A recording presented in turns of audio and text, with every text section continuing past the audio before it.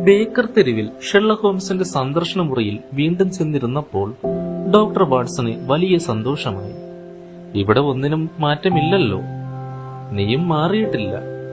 Billy, നിന്റെ യജമാനനും വ്യത്യാസമൊന്നും വന്നിരിക്കേയില്ലെന്ന് ഞാൻ കരുതുന്നു. അകത്തെ ഉറക്കറയുടെ വാതിലിലേക്ക് പാളി നോക്കിയിട്ട് ബില്ലി പറഞ്ഞു. അദ്ദേഹം ഉറങ്ങിപ്പോയെന്ന് തോന്നുന്നു. ഹോംസിന്റെ ചിട്ടയില്ലാത്ത ദിനചര്യകളെപ്പറ്റി അറിയാമായിരുന്നത് കൊണ്ട് നേരം തെറ്റിയുള്ള ആ ഉറക്കത്തിൽ ഒട്ടും അതിശയം തോന്നിയില്ല. എന്തെങ്കിലും കേസ് കിട്ടിയിട്ടുണ്ടാവും. ഉവ്വ് സാർ, ഈയിടെയായി അദ്ദേഹം അതിൽ തന്നെ മുഴുകിയിരിക്കുകയാണ്. അദ്ദേഹം ഒരു കേസിൽ തല പുകഞ്ഞിരിക്കുമ്പോഴൊക്കെ സമ്പ്രദായം അറിയാമല്ലോ. ഉവ്വ്, എനിക്കറിയാം ബില്ലി. അദ്ദേഹം ആരെയോ പിടികൂടാൻ നോക്കി നടക്കുകയാണ്. ഇന്നലെ അദ്ദേഹം ജോലി തേടി നടക്കുന്ന തൊഴിലാളികളുടെ വേഷത്തിൽ പുറത്തുപോയി. ഇന്നാകട്ടെ ഒരു വയസ്സ് തള്ളയുടെ വേഷത്തിലായിരുന്നു.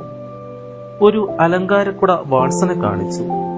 വയസ്സ് തള്ളയുടെ വേഷം കെട്ടിയപ്പോൾ കൂടെ കൊണ്ട് പോയതാണത് എന്ന് വിശദമാക്കുകയും ചെയ്തു. ഇതൊക്കെ എന്തിനാണ് ബില്ലി? വലിയ അടക്കം പറയുന്ന മാതിരി ബില്ലി പറഞ്ഞു.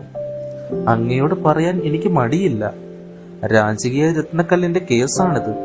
ഓഹോ, ആ 10,100,000 കൊള്ളയോ? അതുതന്നെ. പ്രധാനമന്ത്രിയും ആഭ്യന്തരമന്ത്രിയും ഇവിടെ വന്ന് ഈ സോഫയിലിരുന്ന് യജമാനോട് സംസാരിച്ചു. രത്നം വീണ്ടെടുത്ത് കൊടുക്കണമെന്ന് ആവശ്യപ്പെട്ടു. കഴിവുള്ളതെല്ലാം ചെയ്യാമെന്ന് അദ്ദേഹം വാക്കുകൊടുത്തു. പിന്നെ കാന്റിമീർ പ്രഭു വന്നു. അദ്ദേഹത്തിന് ഹോംസിൽ വിശ്വാസമില്ല. ഹോംസ് ഇതിൽ വിജയിക്കാൻ പോകുന്നില്ലെന്നാണ് ആ മഹാന്റെ ഉള്ളിലിരിപ്പ്. ഹോംസിനും ഇതൊക്കെ അറിയാമോ? തീർച്ചയായും. അതിരിക്കട്ടെ, ആ ജനാലയ്ക്കരികെ മറച്ചു വെച്ചിരിക്കുന്നത് എന്താണ്? അത് കാണിച്ചു തരാം എന്ന് പറഞ്ഞ് ബില്ലി ജനലിനടുത്തേക്ക് നടന്നു ചെന്ന് ജനലിന്റെ തിരശ്ശീല നീക്കം ചെയ്തു. ഡോക്ടർ വാട്സൺ ഉറക്കി ചിരിക്കാതിരിക്കാൻ കഴിഞ്ഞില്ല. ഹോംസിന്റെ ശരി പകർപ്പായ ഒരു പ്രതിമ അവിടെ മെനയുണ്ടാക്കി വെച്ചിരിക്കുന്നു. അദ്ദേഹം ധരിക്കാറുള്ള വേഷത്തിൽ തന്നെ. ഏതോ വായിക്കുന്ന രീതിയിൽ മുഖം ജനലിനു നേരെ തിരിച്ച് കസേരയിലിരിക്കുന്ന പ്രകാരം ആണ് പ്രതിമ വെച്ചിരിക്കുന്നത്. ജീവൻ ഉണ്ടെന്ന് തോന്നിക്കത്തക്കവണ്ണം വിദഗ്ധമായാണ് അത് ഉണ്ടാക്കിയിരിക്കുന്നത്. ബില്ലി ജനൽ കർട്ടൻ നീക്കിക്കൊണ്ട് തെരുവിലേക്ക് നോക്കി. ആളുകൾ അങ്ങകലെ നിന്ന് നമ്മളെ നോക്കുന്നുണ്ട്. ഒരു മനുഷ്യൻ അതാ ജനലിനു നേരെ നിൽക്കുന്നു. കാണണമെങ്കിൽ നോക്ക്. പൊടുന്നനെ ഉറക്കറയുടെ വാതിൽ തുറന്ന് ഹോംസ് പുറത്തേക്ക് വന്നു. വാട്സനെ കണ്ടപ്പോൾ അദ്ദേഹത്തിന് സന്തോഷമായി. വാട്സൺ, തക്ക സമയത്താണ് നിങ്ങളുടെ വരവ്. വിവരങ്ങളെല്ലാം ഞാൻ അറിഞ്ഞു. വലിയൊരു അപകടമെന്ന് സന്ധിക്കകം ഞാൻ പ്രതീക്ഷിക്കുകയാണ്. എന്ത് പ്രതീക്ഷിക്കുന്നുവെന്ന്? കൊല്ലപ്പെടുമെന്ന് തന്നെ. ഒന്ന് നിർത്തി അദ്ദേഹം തുടർന്നു. അത് സംഭവിക്കുകയാണെങ്കിൽ കൊലപാതകിയുടെ ഊരും പേരും നേരത്തെ നിങ്ങളുടെ ഓർമ്മയിലിരിക്കുന്നത് കൊള്ളാം. നിങ്ങൾക്കത് പോലീസിൽ അറിയിക്കാമല്ലോ. സിൽവിയൂസ് എന്നാണ് പേര്. കൗണ്ട് നിഗ്രറ്റോ സിൽവിയൂസ് എന്ന്. വേഗം എഴുതിയെടുത്തോളൂ. 136 മൂർസൈഡ് ഗാർഡൻസ്, NW. എന്താ എഴുതിയോ? വാട്സന്റെ ആത്മാർത്ഥത തുളമ്പുന്ന മുഖം ഉത്കണ്ഠാകുലമായി. കാര്യങ്ങൾ ഇത്ര വ്യക്തമാണെങ്കിൽ ഈ പുള്ളിയെ അറസ്റ്റ് ചെയ്യിച്ചുകൂടെ? കഴിയും. പിന്നെന്തുകൊണ്ട് വൈകിക്കുന്നു? ആ വജ്രക്കല്ല് എവിടെയാണെന്ന് അറിയാത്തത് കൊണ്ട് തന്നെ. കാണാതായ രാജകീയ വജ്രം. അക്കാര്യം ബില്ലി എന്നോട് പറഞ്ഞു. അതുതന്നെ, പീതവർണം കലർന്ന ആ വലിയ നീലരത്നം. അത് കിട്ടാതെ അവരെ പിടിച്ചിട്ട് എന്ത് കാര്യം? എനിക്ക് വേണ്ടത് ആ രത്നമാണ്. ആകട്ടെ, ഈ സിൽവിയൂസ് ആണോ നിങ്ങൾ പിന്തുടരുന്ന ഒരാൾ? അതെ, അവനൊരു സ്രാവാണ്. അവൻ കടിക്കും. വേറൊരുത്തനുള്ളത് സാമർട്ടൻ എന്ന മല്ലയോദ്ധാവ്. അവൻ അത്രയ്ക്ക് ചീത്തയല്ല. പക്ഷേ കൗണ്ട് അവനെ ഉപയോഗപ്പെടുത്തി. അവനെയും എനിക്ക് പിടികിട്ടേണ്ടതുണ്ട്. എവിടെയാണ് ഈ സിൽവിയൂസ്? ഇന്ന് രാവിലെ മുഴുവൻ ഞാൻ അവന്റെ ഒപ്പമായിരുന്നു. ഒരു വയസ്സ് തള്ളയുടെ വേഷത്തിൽ. ആ വേഷത്തിൽ എന്നെ ആർക്കും തിരിച്ചറിയാൻ കഴിഞ്ഞില്ല. അവൻ ഒരിക്കൽ എന്റെ പെൺകുട പോലും കയ്യിൽ കൊണ്ടു നടന്നു. ഇറ്റാലിയൻ ചുവയുള്ള ഇംഗ്ലീഷിൽ അവൻ എന്നോട് കുശലം പറയുകയും ചെയ്തു. അതെല്ലാം അവന്റെ നല്ല പ്രകൃതത്തിൽ.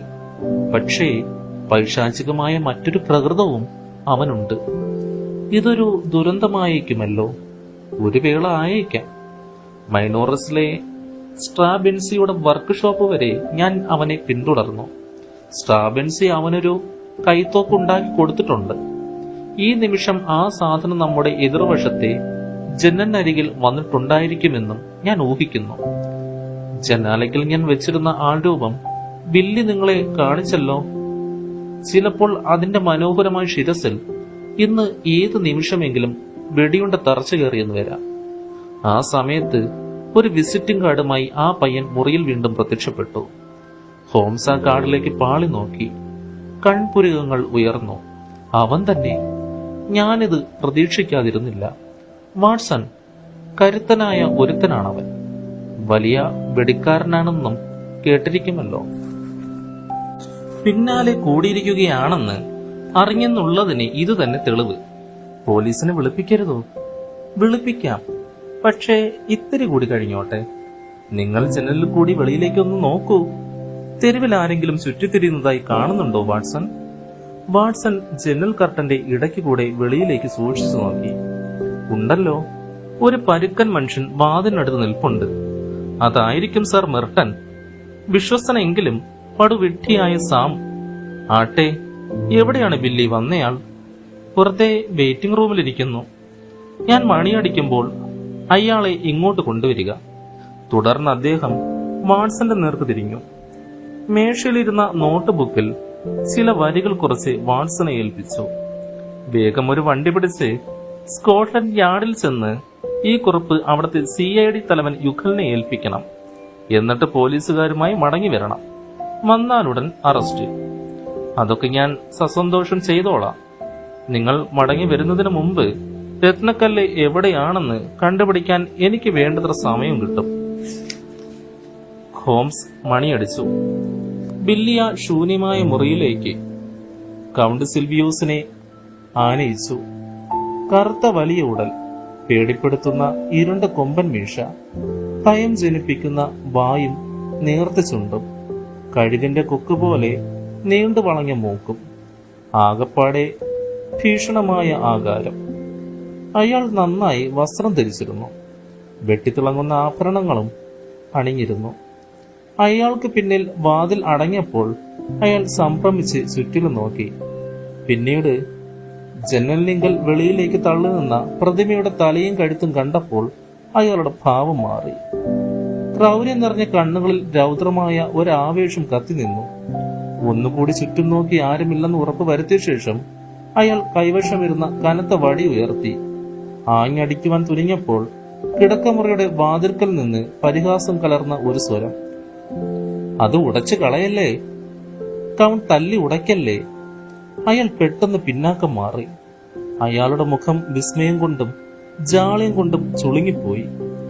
ഒരു നിമിഷത്തേക്ക് പ്രതിമയിൽ നിന്ന് യഥാർത്ഥ വ്യക്തിയിലേക്ക് തന്നെ ആക്രമണം തിരിയുന്ന ഭാവത്തിൽ ഓങ്ങിപ്പിടിച്ച വടിയുമായി അയാൾ നിന്നു. പക്ഷേ ഹോംസിന്റെ നിർനിമേഷമായ നോട്ടത്തിലും പരിഹാസം സ്ഫുരിക്കുന്ന മന്ദഹാസത്തിലും എതിരാളിയുടെ കൈ താനെ തളർന്നുപോയി. പ്രതിമയെ സമീപിച്ചുകൊണ്ട് ഹോംസ് പറഞ്ഞു, ടാവർനിയർ എന്ന ഫ്രഞ്ച് പ്രതിമ ശില്പിയാണ് ഇത് നിർമ്മിച്ചത്. അയാൾ പ്രതിമാ നിർമ്മാണത്തിൽ വിദഗ്ധനാണ്. നിങ്ങളുടെ സ്നേഹിതൻ സ്ട്രാബെൻസി കൈത്തോക്ക് നിർമ്മാണത്തിൽ എന്ന പോലെ തന്നെ. കൈത്തോക്കോ? നിങ്ങൾ എന്താണ് ഉദ്ദേശിക്കുന്നത്? നിങ്ങളുടെ തൊപ്പിയും വടിയും ആ മേശപ്പുറത്ത് വയ്ക്കുക. കൊള്ളാം. ഇനി ഇവിടെ ഇരുന്നാട്ടെ. നിങ്ങളുടെ റിവോൾവറും താഴെ വയ്ക്കുവാൻ തയ്യാറാകുമോ? അത് കൊള്ളാം. ഇനി ഇവിടെ ഇരിക്കുക. നിങ്ങൾ ഇപ്പോൾ വന്നത് ഏതായാലും ഭാഗ്യമായി. ഞാൻ നിങ്ങളോട് കുറച്ച് സംസാരിക്കാൻ വളരെ ആഗ്രഹിച്ചിരിക്കുകയായിരുന്നു. കൗണ്ട് പരുക്ഷമായി പുരുകം ചുളിച്ചുകൊണ്ട് പറഞ്ഞു. നിങ്ങളോട് 2 വാക്ക് പറയണമെന്ന് ഞാനും വിചാരിച്ചിരിക്കുകയായിരുന്നു. അതിനാലാണ് ഞാൻ വന്നിരിക്കുന്നത്. മേശയുടെ അരികിൽ കാലുകൊണ്ട് താളം പിടിച്ചുകൊണ്ട് ഹോംസ് ചോദിച്ചു. അതിരിക്കട്ടെ, നിങ്ങൾ എന്നെ ആക്രമിക്കാൻ ശ്രമിച്ചതെന്തിന്? നിങ്ങൾ എന്നെ ശല്യപ്പെടുത്താൻ ശ്രമിച്ചത് കൊണ്ട് തന്നെ. എന്നെ പിന്തുടരാൻ നിങ്ങൾ ചില ജന്തുക്കളെ അയക്കുന്നത് എന്തുകൊണ്ടാണ്? എന്റെ ജന്തുക്കളോ? ഒരിക്കലുമില്ല, ഉറപ്പു പറയുന്നു. കൗണ്ട് സിൽവിയൂസ് നിന്നാസൂചകമായി ഉറക്കെ ചിരിച്ചു.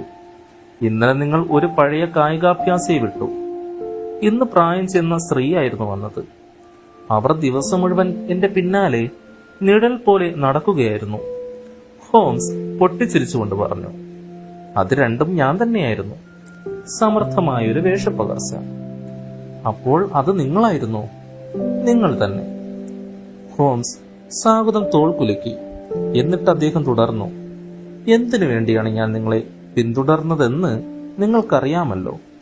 നിങ്ങൾ ഈ രാത്രി ഇവിടെ വന്നതിന്റെ ശരിയായ കാരണം രത്നത്തെ കുറിച്ച് എനിക്ക് എന്തുമാത്രം വിവരമുണ്ടെന്ന് മനസ്സിലാക്കുകയും എന്നെ നശിപ്പിക്കേണ്ടത് എത്രത്തോളം ആവശ്യമാണെന്ന് ബോധ്യപ്പെടുകയുമല്ലേ? എന്നാൽ നിങ്ങളുടെ അറിവിനു വേണ്ടി ഞാൻ പറഞ്ഞേക്കാം, രത്നത്തെ സംബന്ധിക്കുന്ന എല്ലാ കാര്യങ്ങളും എനിക്കറിയാം. ഒരേ ഒരു കാര്യം മാത്രമേ അറിയാനുള്ളൂ. അതാണ് നിങ്ങൾ പറയേണ്ടിയിരിക്കുന്നത്. ഓഹോ, അങ്ങനെയോ? അപ്പോൾ എന്താണ് ആ വിട്ടുപോയ കാര്യം? രത്നം ഇപ്പോൾ എവിടെ ഇരിക്കുന്നു എന്ന് സിൽവിയൂസ് വളരെ രൂക്ഷമായി എതിരാളിയെ നോക്കി. അതെവിടെയാണെന്ന് എനിക്കിങ്ങനെ പറയാൻ കഴിയും? നിങ്ങൾക്ക് കഴിയും, പറയുകയും വേണം. ഒന്ന് നിർത്തി ഹോംസ് തുടർന്നു.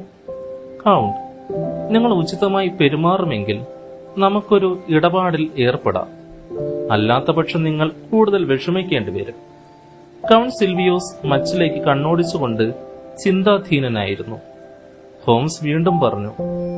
നിങ്ങൾക്കും നിങ്ങളുടെ മൽപ്പിടുത്തക്കാരായ കൂട്ടുകാർക്കും എതിരായി വജ്രക്കേസ് സംബന്ധിച്ച വ്യക്തമായ തെളിവുകൾ എന്റെ പക്കലുണ്ട്. തീർച്ചയാണോ? നിങ്ങളെ വൈറ്റ് ഹാളിലേക്ക് കൊണ്ടുപോയ വണ്ടിക്കാരനും തിരിച്ചു കൊണ്ടുപോയി വിട്ട വണ്ടിക്കാരനും എന്റെ കൈവശമുണ്ട്.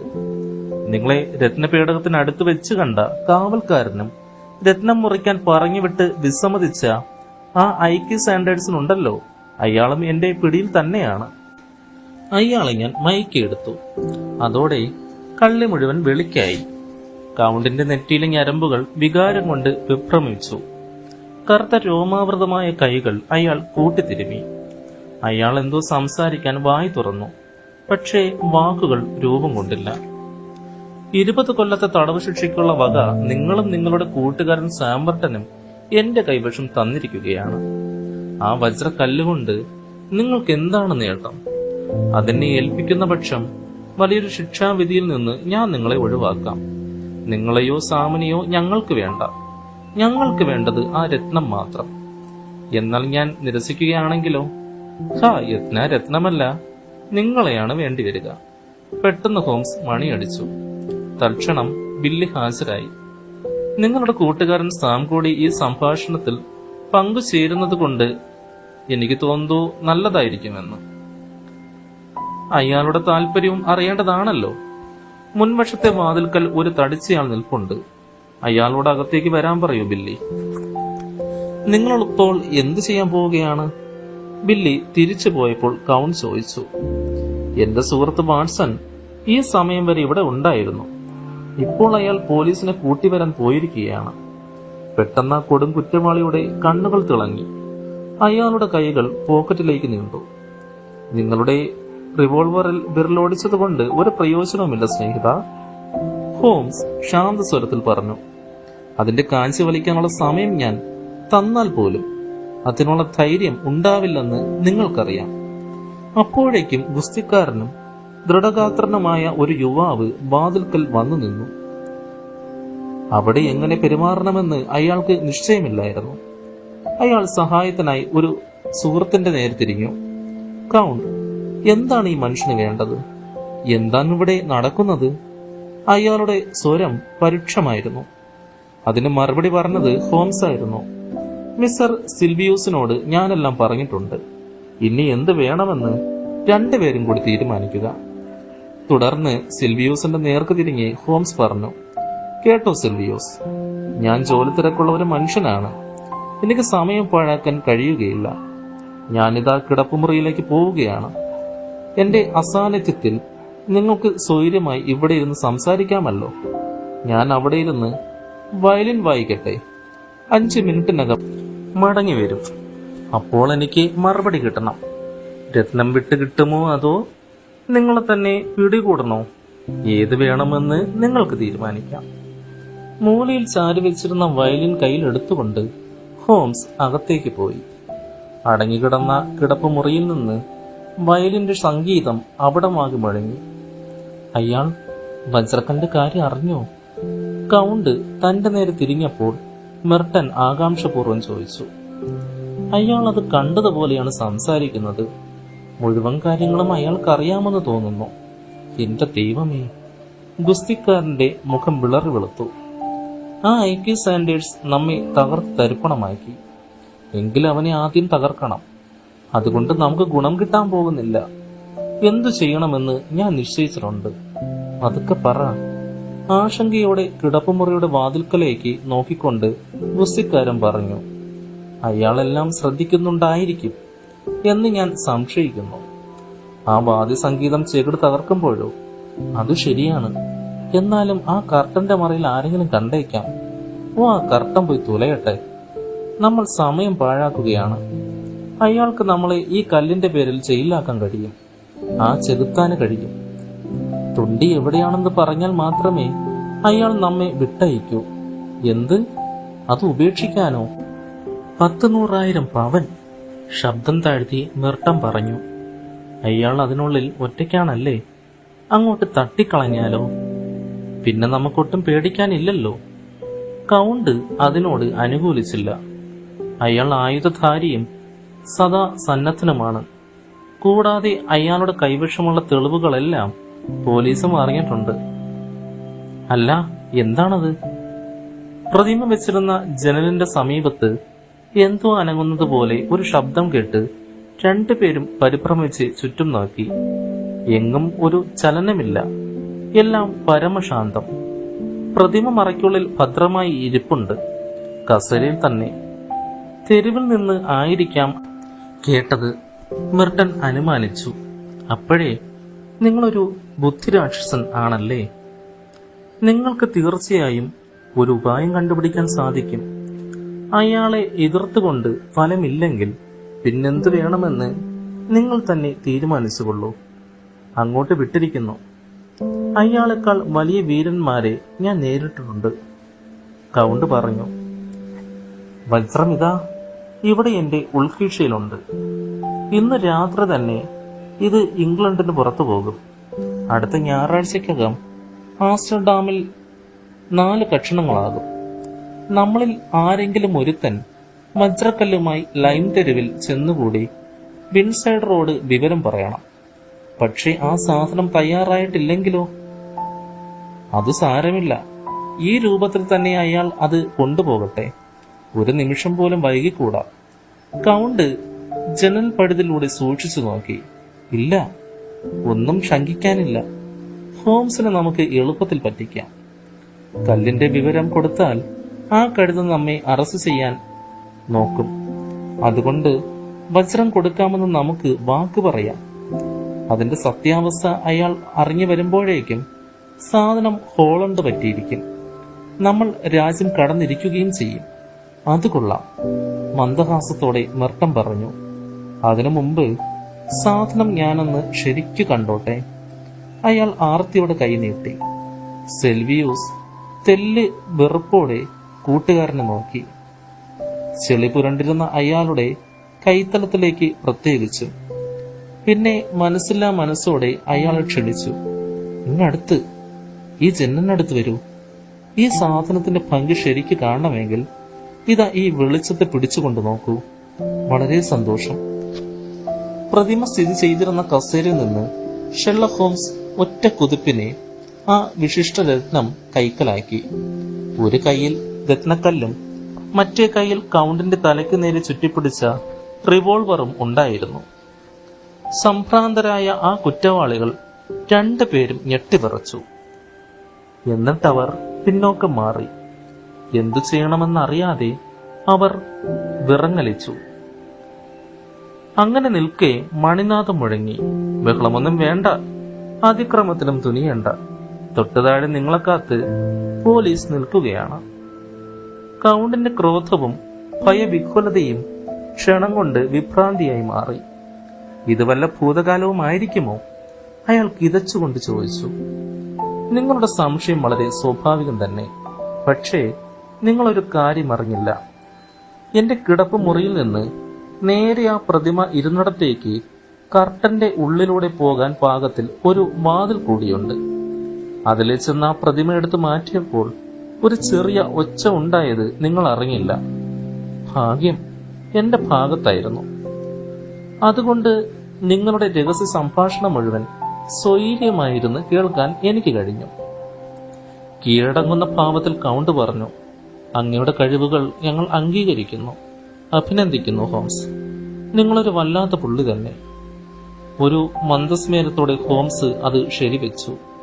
സാമർട്ടന്റെ മന്ദബുദ്ധി സംഭവഗതികളുടെ ഉള്ളുകള്ളികൾ സാവകാശം മനസ്സിലാക്കി വരുന്നതേ ഉണ്ടായിരുന്നുള്ളൂ. പുറത്തെ കോവണിപ്പടികളിൽ കനത്ത പതനധ്വനി കേട്ടപ്പോൾ അയാൾ മൗനം ഭഞ്ജിച്ചു. അതാ പോലീസ് വരുന്നു. എങ്കിലും എനിക്കൊരു സംശയം കൂടി. ആരാണ് അകത്ത് വയലിൻ വായിക്കുന്നത്? ഇപ്പോഴും കേൾക്കുന്നുണ്ടല്ലോ. ശരിയാണ്, ഇപ്പോഴും വാദ്യസംഗീതം തുടരുന്നുണ്ട്. ഗ്രാമഫോണിന്റെ ആധുനിക സംവിധാനമാണത്, ഹോംസ് വിശദീകരിച്ചു.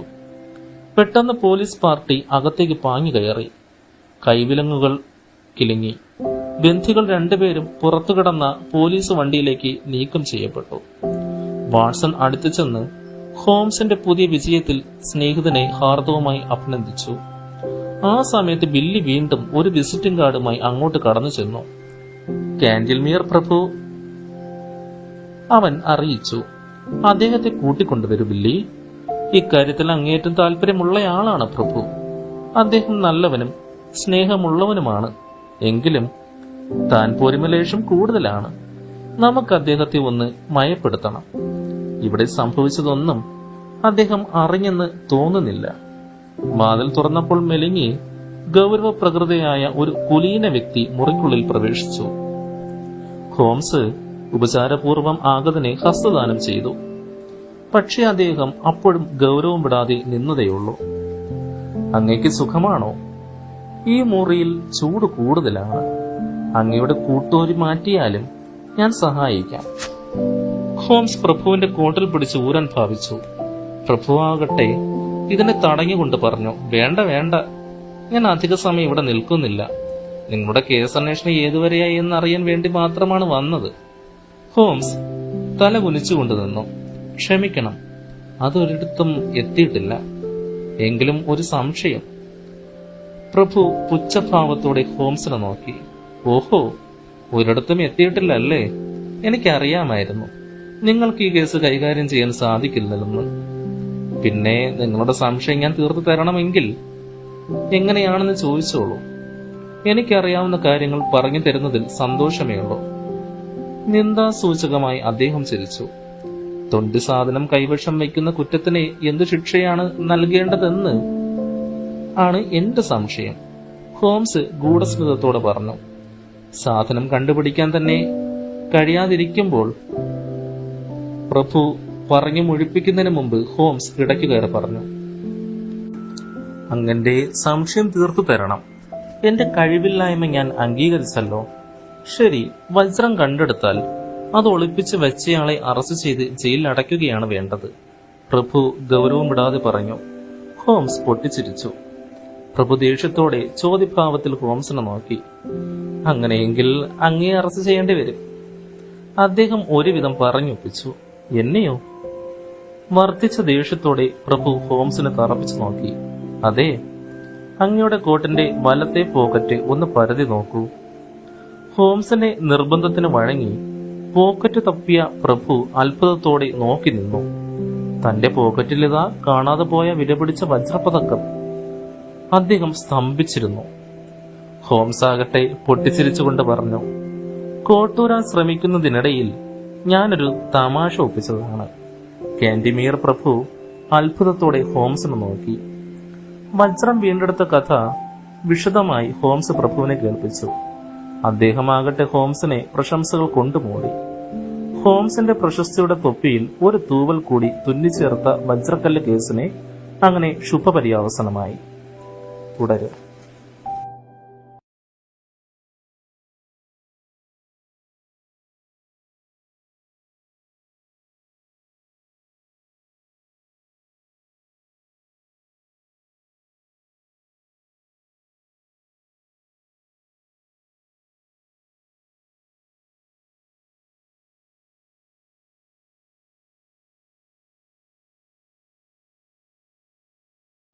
ഒരു ദിവസം ഷെർലക് ഹോംസിന് വിചിത്രമായ ഒരു കത്ത് കിട്ടി.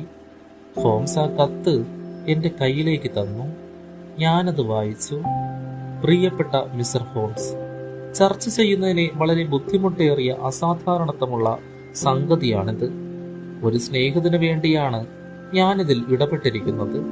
ആ മാന്യൻ ഏകദേശം 5 കൊല്ലം മുമ്പ് ചെറുപ്പക്കാരിയായ ഒരു സ്ത്രീയെ വിവാഹം കഴിച്ചു. ഒരു പെറുവിയൻ വ്യാപാരിയുടെ പുത്രി. സ്ത്രീ വളരെ സുന്ദരിയായിരുന്നു. എങ്കിലും ജന്മദേശ ഭിന്നതയും മതവിശ്വാസ വൈരുദ്ധ്യവും ക്രമേണ ആ ദമ്പതികൾക്കിടയ്ക്ക് ഒരു വലിയ വിടവ് സൃഷ്ടിച്ചു. അതിന്റെ ഫലമായി ഭാര്യയോടുള്ള അയാളുടെ പ്രണയം ആറിത്തണുത്തു. തനിക്ക് ഗ്രഹിക്കാൻ വയ്യാത്ത വണ്ണം സങ്കീർണമായ സ്വഭാവമാണ് അവളുടേതെന്ന് അയാൾക്ക് തോന്നി. പക്ഷേ ഒരു പുരുഷനെ ലഭിക്കാവുന്നതിൽ ഏറ്റവും പ്രേമവതിയായ ഒരു ഉത്തമ പത്നിയായിരുന്നു അവളെന്നതാണ് വസ്തുത. ഒരു തികഞ്ഞ പതിവ്രതയും. ക്രമേണ അവളുടെ ശാന്തമായ സാധാരണ പ്രകൃതത്തിന് മാറ്റം സംഭവിച്ചു കൊണ്ടിരുന്നു. അവളുടെ ഭർത്താവിന്റെ 2ാമത്തെ വിവാഹമായിരുന്നു ഇത്. ആദ്യ ഭാര്യയിൽ ഒരു പുത്രനുണ്ടായിരുന്നു. അവനിപ്പോൾ 15 വയസ്സ് പ്രായമായിട്ടുണ്ട്. വളരെ ആകർഷകത്വവും ഓമനത്വവും തികഞ്ഞ കുമാരൻ. കുഞ്ഞുനാളിലുണ്ടായ ഒരു അപകടത്തിൽ അവനൊരു പരിക്കേൽക്കാൻ ഇടയായിട്ടുണ്ട്. ഈ സ്ത്രീയാകട്ടെ പയ്യനെ 2 തവണ ക്രൂരമായി പ്രഹരിക്കുകയും ചെയ്തിട്ടുണ്ട്. പക്ഷേ ഒരു വയസ്സ് പോലും തികയാത്ത അവളുടെ സ്വന്തം ഓമന കുഞ്ഞിനോട് കാട്ടിയ ക്രൂരതയോട് താരതമ്യപ്പെടുത്തിയാൽ ഇത് വളരെ നിസ്സാരമെന്നേ പറയാവൂ. ഏകദേശം 1 മാസം മുമ്പ് ഒരവസരത്തിൽ ഈ കുഞ്ഞവന്റെ ആയുടെ കണ്ണും വെട്ടത്തു നിന്ന് തെല്ലി മാറിപ്പോയി. വേദന കൊണ്ട് പൊളയുന്ന മാതിരി കുട്ടി കിടന്ന് കരയുന്നത് കേട്ട് ആയ ഓടിച്ചെന്നപ്പോഴുണ്ട് കുട്ടിയുടെ തള്ള കിടക്കയിലേക്ക് കുനിഞ്ഞു നിന്ന് കുഞ്ഞിന്റെ കുരുന്ന് പിടലിക്ക് കടിക്കുന്നു. കുഞ്ഞിന്റെ പിടലിയിൽ ഒരു മുറിവും ഉണ്ടായിരുന്നു. അതിൽ നിന്ന് രക്തവും പൊടിച്ചിരുന്നു. ആയ വല്ലാതെ പരിഭ്രമിച്ച് കൊച്ചിന്റെ അച്ഛനെ വിളിക്കാൻ ഭാവിച്ചു. അപ്പോൾ ആ സ്ത്രീ അങ്ങനെ ചെയ്യരുതെന്ന് അവളോട് കെഞ്ചി പറഞ്ഞു. അവളുടെ ആഗ്രഹമനുസരിച്ച് ആയ മൗനം ദീക്ഷിച്ചു. ആ സംഗതി അങ്ങനെ അന്ന് കഴിഞ്ഞു. ആ സംഭവം ആയയുടെ മനസ്സിൽ ഭീതിയുടെയും ഉത്കണ്ഠയുടെയും ഒരാവരണം സൃഷ്ടിച്ചു.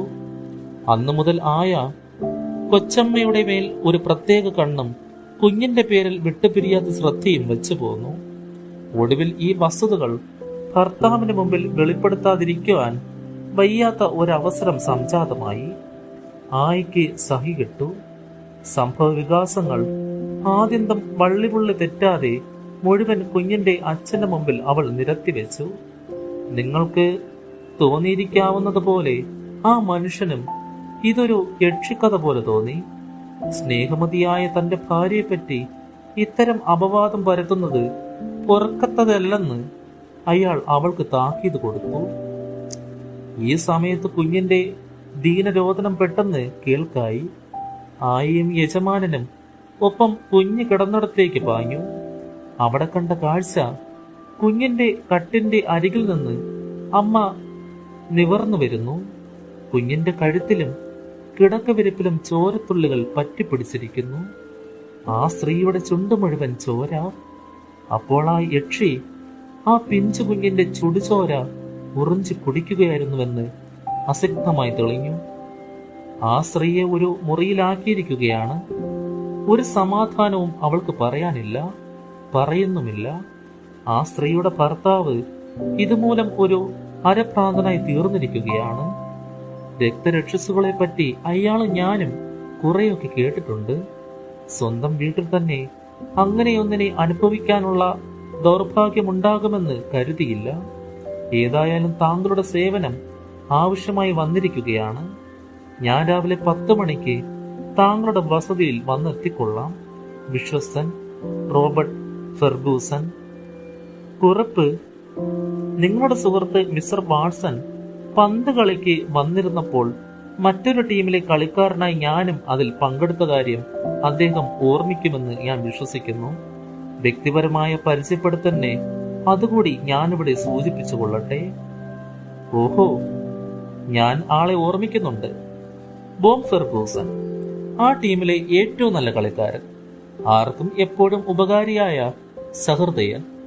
ഒരു സ്നേഹിതന്റെ കാര്യത്തിൽ ഇത്രത്തോളം താല്പര്യം കാണിക്കുക അദ്ദേഹത്തെ പോലുള്ള ഒരാളെ സംബന്ധിച്ചിടത്തോളം അപ്രസക്തമല്ല. ഞാൻ അഭിപ്രായപ്പെട്ടു. കത്ത് തിരിച്ചു കൊടുക്കുകയും ചെയ്തു. ആലോചനപൂർവം എന്റെ മുഖത്തേക്ക് നോക്കിക്കൊണ്ട് ഹോംസ് തലകുലുക്കി. നിങ്ങളുടെ കേസ് സസന്തോഷം പരിശോധിക്കുന്നതാണ് എന്ന് കമ്പിയടിച്ചേക്കൂ. നിങ്ങളുടെ കേസോ? അതെ, അങ്ങനെ തന്നെ. ഇത് അയാളുടെ തന്നെ പ്രശ്നമാണെന്ന് വ്യക്തമല്ലേ? കമ്പിയടിച്ചേക്കുക. പിറ്റേ ദിവസം രാവിലെ കൃത്യം 10 മണിക്ക് ഫെർഗൂസൻ ഞങ്ങളുടെ മുറിയിലേക്ക് പാഞ്ഞെത്തി. ദീർഘകായികനായ സാമർഥ്യവും ചുറുചുറുക്കുമുള്ള ഒരാളായിട്ടാണ് അദ്ദേഹം എന്റെ സ്മരണയിൽ തങ്ങി നിന്നിരുന്നത്. പക്ഷേ ആ ശരീരഘടന അമ്പെ മാറിപ്പോയിരുന്നു. കൈകാലുകൾ ശുഷ്കിച്ചും തോളുകൾ വക്രിച്ചും കാണപ്പെട്ടു. ഓ വാട്സൺ, അന്നാ കളിത്തട്ടിൽ വെച്ച് കണ്ടതിൽ നിന്ന് നിങ്ങൾ മാറിപ്പോയതുപോലെ തോന്നുന്നല്ലോ. ഞാനും അന്നത്തേതിൽ നിന്ന് വളരെയേറെ മാറിപ്പോയിട്ടുണ്ടാവണം. മിസ്റ്റർ ഹോംസ്, നിങ്ങളുടെ കമ്പി സന്ദേശത്തിൽ നിന്ന് ഒരു കാര്യം വ്യക്തമായി. സ്വന്തം പ്രശ്നം മറ്റൊരാളുടേതായി ഭാവിക്കുന്നത് കൊണ്ട് പ്രയോജനമില്ലെന്ന്. ഞങ്ങൾ രണ്ടുപേരെയും മാറി മാറി ഹൃദയപൂർവ്വം അഭിവാദ്യം ചെയ്തുകൊണ്ട് പറഞ്ഞു. കക്ഷികൾ നേരിട്ടിടപെടുന്നതാണ് കാര്യങ്ങൾക്ക് എളുപ്പം, ഹോംസ് പ്രതിവചിച്ചു. അത് ശരി തന്നെ. ഇക്കാര്യത്തിൽ ഞാൻ എന്താണ് ചെയ്യുക? ഇത്തരമൊരു കഥയും കൊണ്ട് ഞാനെങ്ങനെ പോലീസിനെ സമീപിക്കും? എന്ന് വെച്ച് കുഞ്ഞുങ്ങളുടെ ജീവൻ അപായപ്പെടാതെ നോക്കുകയും വേണമല്ലോ. ദൈവത്തെ ഓർത്ത് നിങ്ങളുടെ വിലയേറിയ ഉപദേശം എനിക്ക് തരണം. ഏതായാലും നിങ്ങൾ എന്നെ ഇവിടെ ശാന്തമായിരുന്ന് ഞാൻ ചോദിക്കുന്ന ചില ചോദ്യങ്ങൾക്ക് ആലോചിച്ച് ഉത്തരം പറയണം. നമുക്കിതിനൊരു പരിഹാരം കണ്ടെത്താൻ കഴിയുമെന്ന് എനിക്ക് പൂർണ്ണ വിശ്വാസമുണ്ടെന്ന് പറഞ്ഞുകൊള്ളട്ടെ. ആദ്യം തന്നെ നിങ്ങളിതിൽ എന്തു നടപടി സ്വീകരിച്ചിട്ടുണ്ടെന്ന് എനിക്കറിയണം. അതുപോലെ തന്നെ നിങ്ങളുടെ ഭാര്യ ഇപ്പോഴും കുട്ടികളുടെ അടുത്തു തന്നെയാണോ എന്നും അറിയേണ്ടതുണ്ട്.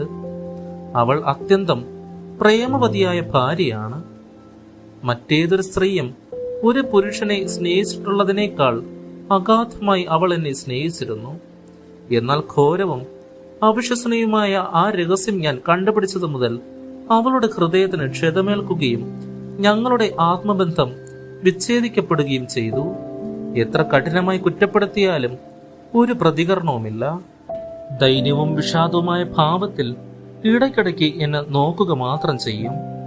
എപ്പോഴും മുറിയിൽ കയറി കതകടച്ച് അകത്തിരിക്കും. എന്നെ കാണുന്നത് പോലും അവൾക്ക് ചതുർത്ഥിയാണ്. വിവാഹത്തിന് മുമ്പ് മുതലേ അവൾക്കൊരു തോഴിയുണ്ടായിരുന്നു, ഡോളോറസ് എന്നു പേര്. അവൾക്ക് മാത്രം അകത്ത് ചെല്ലാൻ സ്വാതന്ത്ര്യമുണ്ട്. അവളാണ് ആഹാരവും മറ്റും എത്തിച്ചു കൊടുക്കുന്നത്. കുഞ്ഞിനിപ്പോൾ അപകടാവസ്ഥയൊന്നുമില്ലല്ലോ? ഇപ്പോഴൊന്നുമില്ല. കുഞ്ഞിന്റെ ആയ മിസസ് മാസൻ സംരക്ഷിക്കുന്നുണ്ട്. അവളെ പൂർണ്ണമായി വിശ്വസിക്കാം. പക്ഷെ എന്റെ മൂത്ത മകൻ പാവം ജൈക്കിന്റെ കാര്യത്തിലാണ് എനിക്ക് ഭയവും ഉത്കണ്ഠയും. കാരണം എന്റെ കത്തിൽ സൂചിപ്പിച്ചിരിക്കുന്നത് പോലെ തള്ളയില്ലാത്ത ആ പാവം കുട്ടി 2 വട്ടം അവളുടെ പ്രഹരമേറ്റിട്ടുണ്ട്. എന്റെ ഓമനക്കുട്ടന്റെ പ്രകൃതം കണ്ടാൽ ഏതൊരുത്തന്റെ ഹൃദയവും താനെ അലിഞ്ഞു പോകും. മിസ്റ്റർ ഹോംസ്, കുഞ്ഞുനാളിലെ ഒരു വീഴ്ച കൊണ്ട് നട്ടലിന്റെ ക്രമം തെറ്റിപ്പോയ പാവം. പക്ഷേ സ്നേഹാർദ്രമായ ഒരു ഹൃദയമാണ് അവന്റെ ഉള്ളിൽ തുടിക്കുന്നത്. അല്പസമയം കൂടി സംസാരിച്ചിരുന്ന ശേഷം ഞങ്ങൾ ലാബർലിയയിലേക്ക് പോകാൻ തീരുമാനിച്ചു. ബാക്കി അന്വേഷണം അവിടെ നിന്ന് ആരംഭിക്കാമെന്ന് ഹോംസ് നിർദ്ദേശിച്ചു. പോകുന്നതിന് മുമ്പ് 1-2 പോയിന്റുകൾക്ക് കൂടി എനിക്ക് വിശദീകരണം കിട്ടേണ്ടതുണ്ട്. അതിലൊന്ന്, ആ സന്തുഷ്ടയായ സ്ത്രീ നിങ്ങളുടെ പുത്രനെയും അവരുടെ കുഞ്ഞിനെയും ഒപ്പം കയ്യേറ്റം ചെയ്യുകയായിരുന്നു എന്നതാണ്. അങ്ങനെ തന്നെയായിരുന്നു. പക്ഷേ രീതി വ്യത്യസ്തമായിരുന്നു, അല്ലേ? അതായത് നിങ്ങളുടെ മകനെ അവർ പ്രഹരിച്ചു. അതെ, ഒരു തവണ ഒരു വടി കൊണ്ടും പിന്നൊരു വട്ടം കൈകൊണ്ടും. എന്തിനാണ് അങ്ങനെ തല്ലിയതെന്ന് അവർ വല്ല സമാധാനവും തന്നോ? ഒന്നുമില്ല, എനിക്ക് അവനോട് വെറുപ്പാണ് എന്ന് മാത്രം പറഞ്ഞു. ഈ ആക്രമണത്തെപ്പറ്റി അവൻ എന്താണ് പറഞ്ഞത്? ഒരു കാരണവും ഇല്ലായിരുന്നുവെന്നാണ് അവന്റെ വിശദീകരണം. അതിനു മുമ്പ് അവർ തമ്മിൽ സ്നേഹമായിരുന്നു. ഇല്ല, അവർ തമ്മിൽ ഒരിക്കലും സ്നേഹമായിരുന്നില്ല. ഈ രണ്ടാം വിവാഹത്തിന് മുമ്പ് നിങ്ങളും ആ കുട്ടിയും തമ്മിൽ ഇന്നത്തേക്കാളുപരി ആഴമായ സ്നേഹബന്ധത്തിലായിരുന്നു അല്ലേ? ഒരിക്കലും പിരിയാത്ത വണ്ണം നിങ്ങൾ ഒരുമിച്ചായിരുന്നു അല്ലേ? അതെ, പരസ്പരം ഒട്ടിച്ചേർന്ന രണ്ടാത്മാക്കൾ പോലെ. ആ കയ്യേറ്റത്തെ പറ്റി ഒരു ചോദ്യം കൂടി. പിഞ്ചു കുഞ്ഞിന്റെ മേലുള്ള കടന്നാക്രമണവും കുട്ടിയെ പ്രഹരിച്ചതും ഒരേ സമയത്ത് തന്നെയായിരുന്നു. ആദ്യത്തെ സംഭവത്തിൽ അങ്ങനെയായിരുന്നു. ഒരു ഉന്മാദിനിയെ പോലെയായി തീർന്ന അവൾ രോക്ഷം മുഴുവൻ രണ്ടുപേരുടെ മേലും ഒപ്പം പ്രകടിപ്പിച്ചു. രണ്ടാമത്തെ സന്ദർഭത്തിൽ ജയിക്കന് മാത്രമേ പീഡനമുണ്ടായിട്ടുള്ളൂ. കുഞ്ഞിനൊന്നും ഉണ്ടായതായി മാസൻ പരാതിപ്പെട്ടില്ല.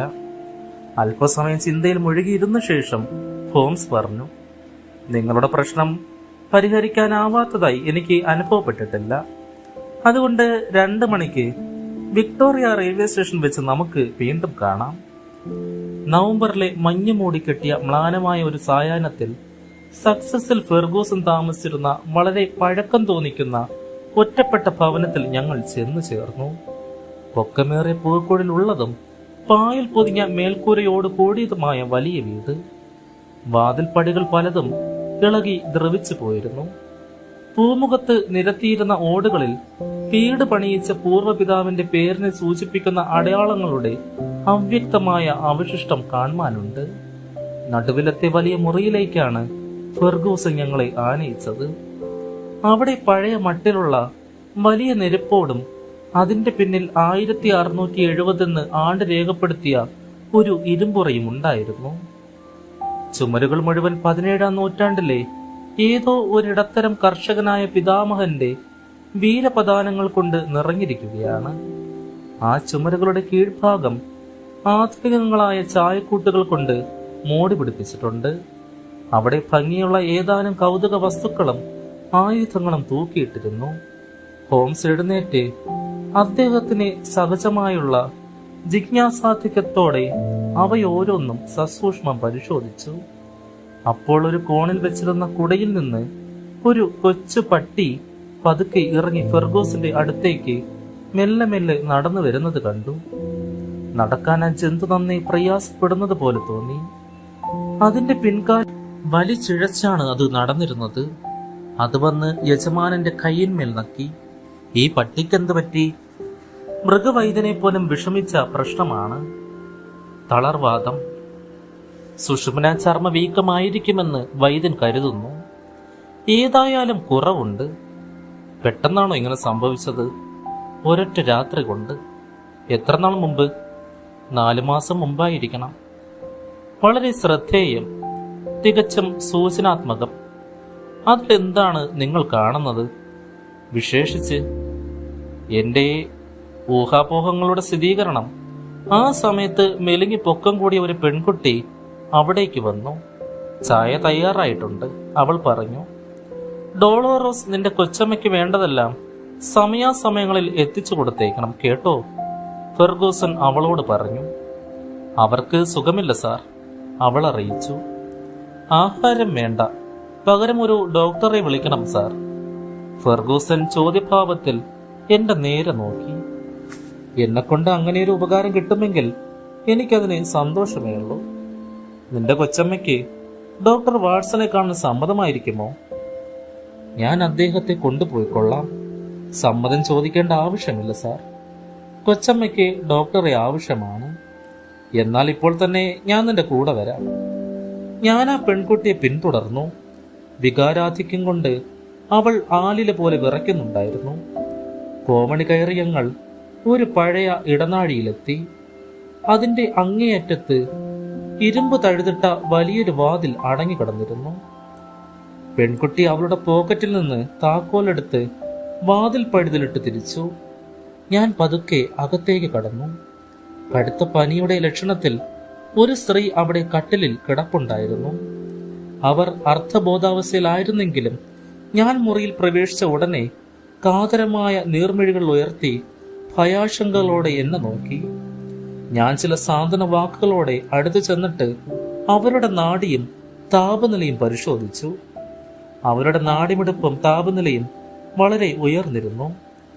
മാനസികവും വൈകാരികവുമായ ക്ഷോഭ സമ്മർദ്ദങ്ങളാണ് അതിന്റെ ഹേതുവെന്നും എനിക്ക് തോന്നി. ആ സ്ത്രീ അവരുടെ മുഖം എന്റെ നേരെ തിരിച്ചുകൊണ്ട് ചോദിച്ചു, എന്റെ ഭർത്താവ് എവിടെ? അദ്ദേഹം താഴെ നിങ്ങളെ കാണാൻ താല്പര്യപ്പെട്ട് നിൽക്കുകയാണ്. ഞാൻ അദ്ദേഹത്തെ കാണില്ല, എനിക്ക് കാണാൻ വയ്യ. ആ മനുഷ്യനെ, ബോധം കെട്ട ഒരു ഉന്മാദിനിയെ പോലെ അവർ പിച്ചും പേയും പുലമ്പാൻ തുടങ്ങി. ശ്രീമതി, നിങ്ങളുടെ ഭർത്താവ് ആഴമായി നിങ്ങളെ സ്നേഹിക്കുന്നുണ്ട്. ഈ സന്ദർഭങ്ങളിൽ അദ്ദേഹത്തിന് അതിയായ കുണ്ഠിതമുണ്ട്, ഞാൻ പറഞ്ഞു. അപ്പോഴും ആ തിളങ്ങുന്ന മിഴികൾ അവർ എന്റെ നേരെ തിരിച്ചു. അദ്ദേഹം എന്നെ സ്നേഹിക്കുന്നുണ്ട്, ശരിയാണ്. പക്ഷെ ഞാൻ അദ്ദേഹത്തെ സ്നേഹിക്കുന്നില്ലെന്നുണ്ടോ? എന്നിട്ടും അദ്ദേഹം മറിച്ചാണ് ചിന്തിക്കുന്നത്, പറയുന്നതും. അതാണ് എനിക്ക് സഹിക്കാൻ വയ്യാത്തത്. നിങ്ങൾക്ക് അദ്ദേഹത്തെ കാണാമല്ലോ, ഞാൻ നിർദ്ദേശിച്ചു. ഇല്ലില്ല, അദ്ദേഹത്തിന്റെ ക്രൂരമായ വാക്കുകളും ഭീകരമായ ഭാവങ്ങളും തീക്ഷ്ണമായ നോട്ടവും എനിക്ക് മറക്കാനാവില്ല. ഞാൻ അദ്ദേഹത്തെ കാണുന്നേയില്ല. നിങ്ങൾ പോയിക്കോളൂ. അദ്ദേഹത്തോട് ഒരു കാര്യം മാത്രം പറഞ്ഞേക്കുക, എനിക്കെന്റെ കുഞ്ഞിനെ കിട്ടണം. എന്റെ കുഞ്ഞിന്റെ പേരിൽ എനിക്കും അവകാശമുണ്ട്. ഈ ഒരേ ഒരു സന്ദേശം മാത്രമേ എനിക്ക് അദ്ദേഹത്തിന് നൽകാനുള്ളൂ. പിന്നീടൊന്നും അവർ ഉരിയാടിയില്ല. ഞാൻ തിരിച്ച് താഴത്തെ നിലയിലെ ഹാൾമുറിയിൽ കടന്നപ്പോൾ ഹോംസും ഫെർഗൂസനും ഇരുന്ന് തീ കായുന്നുണ്ടായിരുന്നു. കൂടിക്കാഴ്ചയുടെ വിവരങ്ങളെല്ലാം ഞാൻ പറഞ്ഞ് ഫെർഗൂസൻ ശാന്തനായും ചിന്താകുന്നായും ഇരുന്ന് ശ്രമിച്ചു. ഞാൻ എന്തുറച്ച് കുഞ്ഞിനെ അവളുടെ പക്കലേൽപ്പിക്കും? അയാൾ ചോദിച്ചു. പിന്നീട് സുന്ദരിയായ പരിചാരിക പാത്രത്തിൽ ചായയുമായി വന്നു. അവൾ ഞങ്ങൾക്ക് ചായ പകർന്നുകൊണ്ടിരുന്നപ്പോൾ ഒരു യുവാവ് വാതിൽ തുറന്ന് മുറിയിലേക്ക് പ്രവേശിച്ചു. വിളറിയ മുഖവും അഴകുറ്റ മുടിയുമുള്ള അസാധാരണ പ്രകൃതിയായ ഒരു യുവാവ്. ഫെർഗൂസിനെ കണ്ട മാത്രയിൽ സ്നേഹശീലയായ ഒരു പെൺകുട്ടിയെ പോലെ കഴുത്തിന് ചുറ്റും കൈകോർത്ത് അയാളെ ഗാഢാലിംഗനം ചെയ്തു. ഡാഡി, ഡാഡി, അവൻ ഉറക്കെ വിളിച്ചു. ഡാഡി എവിടെയാണെന്ന് എനിക്ക് അറിഞ്ഞുകൂടായിരുന്നു. ഡാഡിയെ കണ്ടപ്പോൾ എനിക്ക് എന്ത് സന്തോഷമായെന്നോ. എന്റെ പൊന്നു മോനെ, പിതാവ് വിളിച്ചു. മകന്റെ മുടിയിഴകൾ വാത്സല്യപൂർവ്വം തലോടിക്കൊണ്ട് ഫെർഗൂസൻ തുടർന്നു. ഞാൻ നേരത്തെ ഇങ്ങോട്ട് പോന്നു, കാരണം എന്റെ സുഹൃത്തുക്കളായ മിസ്റ്റർ ഹോംസും ഡോക്ടർ വാട്സണും ഈ സായാഹ്നം നമ്മോടൊത്ത് ചെലവഴിക്കാമെന്ന് സമ്മതിച്ച് ഇവിടെ വന്നിരിക്കുന്നു. ഏത് കുറ്റാന്വേഷകനായ ആ ഹോംസ് ആണോ? തന്നെ തന്നെ. ആ യുവാവ് ഞങ്ങളുടെ നേരെ തുളച്ചു കയറുന്ന ഒരു നോട്ടം നോക്കി. നിങ്ങളുടെ മറ്റേ കുട്ടി എവിടെയാണ് ഫെർഗൂസൻ? ഹോംസ് ചോദിച്ചു. ഞങ്ങൾക്ക് അവനെ ഒന്ന് കാണാൻ പറ്റുമോ? വേഗം ചെന്ന് അമ്മയുടെ കുഞ്ഞിനെ ഇങ്ങോട്ട് കൊണ്ടുവരാൻ പറയൂ, മകനോടായി ഫെർഗൂസൻ നിർദ്ദേശിച്ചു. അവന്റെ ഏന്തി വലിഞ്ഞുള്ള നടത്തത്തിൽ നിന്ന് അവന്റെ നട്ടലിന് സാരമായ കെടുതി സംഭവിച്ചിട്ടുണ്ടെന്ന് എന്റെ വൈദ്യദൃഷ്ടി കണ്ടുപിടിച്ചു. പെട്ടെന്ന് തന്നെ അവൻ മടങ്ങി വന്നു. അവന്റെ പിന്നാലെ മെലിഞ്ഞ് പൊക്കം കൂടിയ ഒരു സ്ത്രീയും കടന്നു വന്നു. അവളുടെ കയ്യിൽ ഒരു കുഞ്ഞുമുണ്ടായിരുന്നു. തറത്തിരുണ്ട കണ്ണും സ്വർണവർണമായ തലമുടിയും ചെഞ്ചോരി വായുള്ള സുന്ദരക്കുട്ടൻ. ഫെർഗൂസൻ ആ പിഞ്ചോമനെ കൈകളിൽ വാങ്ങിച്ച് അരുമയോടെ താലോലിച്ചു. ഈ മാലാഹ കുഞ്ഞിനെ നുള്ളു നോവിക്കാൻ ഹൃദയമുള്ള ആർക്കെങ്കിലും തോന്നുമോ? ശിശുവിന്റെ കഴുത്തിൽ അപ്പോഴും തടിച്ചു പൊങ്ങിക്കിടന്ന ചുവന്ന മുറിപ്പാട് തൊട്ട് തടവിക്കൊണ്ട് വാത്സല്യനിധിയായ ആ പിതാവ് ആരോടൊന്നില്ലാതെ പിറുപിറുത്തു. ഞാൻ ആ സമയത്ത് ഹോംസിന്റെ മുഖത്തേക്ക് നോക്കി. ഏതോ ഒരു പ്രത്യേക ലക്ഷ്യത്തിൽ അദ്ദേഹം ഗ്രചിത്തനായിരിക്കുകയാണെന്ന് ആ മുഖഭാവം വ്യക്തമാക്കി. ശിശുവിനെയും പിതാവിനെയും അലസമായി നോക്കിക്കൊണ്ടിരുന്ന അദ്ദേഹത്തിന്റെ ദൃഷ്ടികൾ പെട്ടെന്ന് മുറിയുടെ മറുപുറത്തുള്ള എന്തോ ഒന്നിലേക്ക് അതീവ ജിജ്ഞാസയോടെ ഊന്നി ഉറപ്പിക്കുന്നതായി കാണായി. താമസിയാതെ നോട്ടം വീണ്ടും ശിശുവിലേക്ക് തിരിച്ചുകൊണ്ട് അദ്ദേഹം പുഞ്ചിരിച്ചു. പിന്നെ ഒന്ന് ഉരിയാടാതെ ഹോംസ് ശിശുവിന്റെ കഴുത്തിലെ മുറപ്പാട് സസൂക്ഷ്മം പരിശോധിച്ചു. മിസസ് മാസൺ കുഞ്ഞിനെ കൊണ്ടുപോയി. ജായ്ക്കിനെ അവരെ ഇഷ്ടമാണോ? അവനോട് ഹോംസിന്റെ അപ്രതീക്ഷമായൊരു ചോദ്യം. അവന്റെ മുഖത്ത് പെട്ടെന്ന് ഒരു കാളിമ പരന്നു. വിപരീതാർത്ഥത്തിൽ അവൻ തലകുലുക്കുകയും ചെയ്തിട്ടുണ്ട്. ജായ്ക്കന് അവന്റേതായ ചില ഇഷ്ടാനിഷ്ടങ്ങളുണ്ട്. മകന്റെ പുറത്ത് തലോടിക്കൊണ്ട് ഫെർഗൂസൻ പറഞ്ഞു. അവനൊരു ശിശുവിനെ പോലെ പിതാവിന്റെ മാറിൽ പറ്റിച്ചേർന്നു. ഫെർഗൂസൻ പതുക്കെ അവനെ പിടിച്ചകറ്റി. കുഞ്ഞു പോയിക്കോ, ജായക്ക് കുഞ്ഞെ വേഗം പോയിക്കോ. മകൻ പോകുന്ന പോക്ക് സ്നേഹം തുടിക്കുന്ന നയനങ്ങളോടെ ആ പിതാവ് നോക്കി നിന്നു. മകൻ ദൃഷ്ടിയിൽ നിന്ന് മറഞ്ഞു കഴിഞ്ഞപ്പോൾ ആ പിതാവ് തുടർന്നു. നിങ്ങളെ ഇവിടെ വിളിച്ചു വരുത്തിയത് വെറുതെ ആയിരിക്കുന്നുവെന്ന് എനിക്കിപ്പോൾ തോന്നുകയാണ്. നിങ്ങളുടെ സഹാനുഭൂതി പ്രദർശിപ്പിക്കാനല്ലാതെ മറ്റൊന്നും ഇക്കാര്യത്തിൽ സാധ്യമാകുമെന്ന് തോന്നുന്നില്ല. വളരെ പ്രയാസമേറിയതും കുഴഞ്ഞു മറിഞ്ഞതുമായ ഒരു പ്രശ്നമാണത്. തീർച്ചയായും വളരെ പ്രയാസമേറിയത് തന്നെ, ഒരു ഗൂഢസ്മിതത്തോടെ എന്റെ സ്നേഹിതൻ പറഞ്ഞു.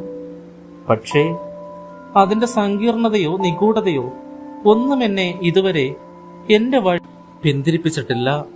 ബുദ്ധിപരമായ അനുമാനം ആവശ്യമായ ഒരു കേസാണിത്. വസ്തുനിഷ്ഠവും വ്യക്തിനിഷ്ഠവുമായ അനേകം സംഭവങ്ങളും സാഹചര്യങ്ങളും ബുദ്ധിപരമായി പാറ്റിക്കൊഴിച്ച് ഞങ്ങൾ ഏതാണ്ട് ലക്ഷ്യത്തിലെത്തിയിരിക്കുകയാണെന്ന് ഉറപ്പിച്ചു തന്നെ പറയാം. ഫെർഗൂസൻ നെറ്റിത്തടം കൈത്തലം കൊണ്ട് താങ്ങിപ്പിടിച്ചുകൊണ്ട് പറഞ്ഞു. എന്റെ പ്രിയ ഹോംസേ, ഇക്കാര്യത്തിൽ സത്യാവസ്ഥ നിങ്ങൾ കണ്ടെത്തിയെങ്കിൽ ദൈവത്തെ ഓർത്ത് ഇനിയും എന്നെ സന്ദിഗ്ധാവസ്ഥയിൽ ആക്കരുതേ. ഫെർഗൂസന്റെ പത്നിയുടെ സാന്നിധ്യത്തിൽ കാര്യങ്ങൾ സംസാരിക്കണമെന്ന് ഹോംസ് നിർദ്ദേശിച്ചു. ഫെർഗൂസന് അത് സമ്മതമായിരുന്നു. ഫെർഗൂസനും ഹോംസും കോവണിപ്പടി കയറി മുകളിൽ വന്നു. ഫെർഗൂസൻ കൈയുള്ളൊരു കസേരയിൽ സ്ഥാനം പിടിച്ചു. അടുത്തു തന്നെ ഹോംസും ഇരിപ്പുറച്ചു. അദ്ദേഹം ആ സ്ത്രീയുടെ നേരെ ആദരപൂർവ്വം തലകുനിച്ചു. ഹോംസ് പറഞ്ഞു, നിങ്ങളുടെ മനസ്സിനെ ആശ്വസിപ്പിക്കുന്ന കാര്യം തന്നെ ആദ്യം പറയട്ടെ. നിങ്ങളുടെ ഭാര്യ വളരെ നല്ലവളും സ്നേഹശീലയുമായ ഒരു സ്ത്രീയാണ്. പക്ഷേ അകാരണമായി അവർ വളരെയധികം പീഡിപ്പിക്കപ്പെടുകയും ചെയ്തിരിക്കുന്നു. അത് തെളിയിക്കണം മിസ്റ്റർ ഹോംസ്. എങ്കിൽ എക്കാലവും ഞാൻ നിങ്ങളോട് കടപ്പെട്ടവനായിരിക്കും. ആനന്ദാവേശത്തിൽ തുള്ളിച്ചാടിക്കൊണ്ട് ഫെർഗൂസൻ പറഞ്ഞു, ഞാൻ അങ്ങനെ ചെയ്യാം. പക്ഷേ അങ്ങനെ ചെയ്യുമ്പോൾ ഒരു ബുദ്ധിമുട്ടുണ്ടാകും. മറ്റൊരു വഴിക്ക് നിങ്ങളെ ആഴമായി വേദനിപ്പിക്കേണ്ടി വരും. എന്റെ പ്രിയ പത്നിയുടെ നിരപരാധിത്വം തെളിയിക്കപ്പെടുന്നിടത്തോളം കാലം അതൊന്നും ഞാൻ കൂട്ടാക്കുന്നില്ല. ലോകത്തിലുള്ള മറ്റേതും എനിക്ക് നിസ്സാരമാണ്. അങ്ങനെയെങ്കിൽ പറയൂ, കുഞ്ഞിന്റെ കട്ടിനരികിൽ നിന്ന് ചോര പുരണ്ട ചുണ്ടുകളുമായി ആ സ്ത്രീ എഴുന്നേറ്റ് വരുന്നത് നിങ്ങൾ കണ്ടു അല്ലേ? ഉവ്, ഞാൻ കണ്ടു. ഒരു മുറിയിൽ നിന്ന് രക്തം വലിച്ചു കുടിക്കുന്നതിന് പകരം മറ്റേതെങ്കിലും ലക്ഷ്യത്തിന് വേണ്ടി രക്തം ഊമ്പിക്കളയുന്നതിനെ പറ്റി നിങ്ങൾ കേട്ടില്ലേ? ഉദാഹരണമായി മുറിവിൽ നിന്ന് വിഷം വലിച്ചു കളയുന്നതിന് വേണ്ടി ആ മുറിവിൽ നക്കി രക്തം ഊമ്പിക്കളഞ്ഞതായി കൂടെ? വിഷമോ? അതെ, ആ തോന്നലാണ് എനിക്കുണ്ടായത്. ആ ചെറിയ പക്ഷി വില്ലിനടുത്ത് അമ്പൊഴിഞ്ഞ ആ ചെറിയ ആവനാഴിക്കോടി കണ്ടപ്പോൾ ഞാൻ പ്രതീക്ഷിച്ചതുപോലെ തന്നെയാണ് സാഹചര്യങ്ങളെന്ന് എനിക്ക് തോന്നി. ഏതെങ്കിലും മാരകമായ വിഷം പുരട്ടി ആ അമ്പുകളിൽ നിന്ന് കുഞ്ഞിന്റെ മേൽ എയ്തു കൊള്ളിച്ചിട്ടുള്ളതെങ്കിൽ എത്രയും വേഗം അത് വലിച്ചീമ്പി കളയാത്ത പക്ഷം കുഞ്ഞ് മരിച്ചു പോകുമായിരുന്നല്ലോ. പിന്നെ ആ പട്ടിയുടെ കാര്യം, ആരെങ്കിലും വിഷപ്രയോഗം നടത്താൻ ഉദ്ദേശിക്കുന്നയാൾ അതിന്റെ മാരകശക്തി നേരത്തെ ഒന്ന് പരീക്ഷിക്കുക സ്വാഭാവികമല്ലേ? ഞാൻ പട്ടിയെ നേരത്തെ കണ്ടിരുന്നില്ല. പക്ഷേ കണ്ടപ്പോൾ എനിക്ക് കാര്യം മനസ്സിലായി. അതിന്റെ നിഗമനങ്ങളെ ശരിവെക്കുകയും ചെയ്തു. ഫെർഗൂസൻ, ഇപ്പോൾ വസ്തുതകൾ വ്യക്തമായോ? നിങ്ങളുടെ ഭാര്യ അത്തരമൊരു അത്യാഘാതം ഭയപ്പെട്ടു. അത് മുൻകൂട്ടി കണ്ട് ആ ദുരന്തത്തിൽ നിന്ന് കുഞ്ഞിന്റെ ജീവൻ രക്ഷിക്കുകയും ചെയ്തു. ആ വസ്തുത നിങ്ങളിൽ നിന്ന് അവർ മനഃപൂർവ്വം മറച്ചു പിടിച്ചു. കാരണമുണ്ട്. അതറിഞ്ഞാൽ നിങ്ങളുടെ ഹൃദയം പൊട്ടിത്തകരുമെന്ന് അവർ ഭയപ്പെട്ടു. നിങ്ങൾ മൂത്ത മകനെ അത്രമാത്രം സ്നേഹിക്കുന്നുണ്ടെന്ന് അവർക്ക് അറിയാമായിരുന്നു. എന്ത് ചൈക്കി? എന്റെ മകൻ, ഞാൻ അവനെ സൂക്ഷിക്കേണ്ടതായിരുന്നു. നിങ്ങൾ കുഞ്ഞിനെ താലോലിച്ചപ്പോൾ ഞാൻ അവനെ ശ്രദ്ധിക്കുകയായിരുന്നു. അവന്റെ മുഖം കലശലായ അസൂയ കൊണ്ടും കഠോരമായ വിദ്വേഷം കൊണ്ടും ഭയാനകമായിരുന്നു, പൈശാചികമായിരുന്നു. എന്റെ ചൈക്കി, ഫെർഗൂസൻ ആകെ തളർന്നുപോയി. നിങ്ങൾ യാഥാർത്ഥ്യത്തെ അഭിമുഖീകരിച്ചേ പറ്റൂ. നിങ്ങൾക്കിത് കൂടുതൽ വേദനജനകമായിരിക്കാം. എന്നാലും നിങ്ങളുടെ അമിതമായ ലാളനയുടെയും ഭ്രാന്തമായ അതിസ്നേഹത്തിന്റെ ഫലമാണെന്ന് സമാധാനിക്കുകയേ വഴിയുള്ളൂ. അവന്റെ അംഗവൈകല്യവും ഇളയ മകന്റെ മെയ്യഴകും തുടുതുടുപ്പും തമ്മിലുള്ള പ്രകടമായ വ്യത്യാസം അവന്റെ ഹൃദയത്തിൽ വെറുപ്പിന്റെയും വിദ്വേഷത്തിന്റെയും ഘോരാഗ്നി പടർത്തിയിരിക്കാം. എന്റെ ദൈവമേ, ഇത് അവിശ്വസനീയമായിരിക്കുന്നു, അസഹനീയമായിരിക്കുന്നു. ഞാൻ പറഞ്ഞത് ശരിയല്ലേ മിസ്സിസ് ഫെർഗൂസൺ? ഹോംസിന്റെ ചോദ്യം കേട്ടപ്പോൾ ഭർത്താവിന്റെ നേരെ തിരിഞ്ഞ് ഒരു അപരാധിയെ പോലെ അവർ പറഞ്ഞു. ഞാനത് അങ്ങയോട് എങ്ങനെ പറയാനായിരുന്നു? അങ്ങേക്ക് അത് സഹിക്കാനാവാത്ത ഒരു ആഘാതമായിരിക്കുമെന്ന് എനിക്ക് തോന്നി. എന്നിൽ നിന്നല്ലാതെ മറ്റാരുടെയെങ്കിലും വാക്കിൽ നിന്ന് അങ്ങ് അതറിയുന്നതുവരെ കാത്തിരിക്കുന്നതാണ് നന്നെന്ന് ഞാൻ കരുതി. ജയ്ക്ക് ഒരു വർഷത്തേക്ക് വിദൂര യാത്രയ്ക്ക് അയക്കണമെന്നാണ് എന്റെ നിർദ്ദേശം. കുറെ നാൾ പിതാവിനെ വിട്ടുനിന്നാൽ അവൻ നന്നായേക്കും. ഈ അന്തരീക്ഷത്തോട് പൊരുത്തപ്പെട്ടു പോകാൻ കുറെ നാളത്തേക്ക് അവന് ജാളിയുമായിരിക്കുമല്ലോ. കസേരയിൽ നിന്ന് എഴുന്നേറ്റുകൊണ്ട് ഹോംസ് ഉടന്നു. ഇത്രയൊക്കെ ആയിട്ടും ഒരു സംഗതി മാത്രം ഇപ്പോഴും പുകമറയ്ക്കുള്ളിലാണല്ലോ. ശ്രീമതി, നിങ്ങൾ ജയ്ക്ക് കയ്യേറ്റം ചെയ്തതിന്റെ സംഗത്യം ഞങ്ങൾക്ക് മനസ്സിലാകുന്നുണ്ട്. ഒരമ്മയുടെ ക്ഷമയ്ക്കും ഒരതിരുണ്ടല്ലോ. പക്ഷേ കുഞ്ഞിനെ കഴിഞ്ഞ 2 ദിവസത്തേക്ക് കൈവിട്ട് കൊടുക്കാൻ നിങ്ങൾ എങ്ങനെ ധൈര്യപ്പെട്ടു? ആയയോട് മാത്രം ഞാൻ വിവരം പറഞ്ഞു. അവരെല്ലാം അറിഞ്ഞിരുന്നു. ശരി, അത് തന്നെ ഞാനും ഊഹിച്ചിരുന്നു. ഫെർഗൂസൺ കൈ നീട്ടിപ്പിടിച്ച പാടെ വിറയലോടെ വീർപ്പടക്കി നിന്നു. നമുക്ക് പുറപ്പെടാനുള്ള സമയമായിരിക്കുകയാണല്ലോ വാട്സൺ, ഹോംസ് പതിഞ്ഞ സ്വരത്തിൽ പറഞ്ഞുകൊണ്ട് പടിയിറങ്ങി. തുടരും.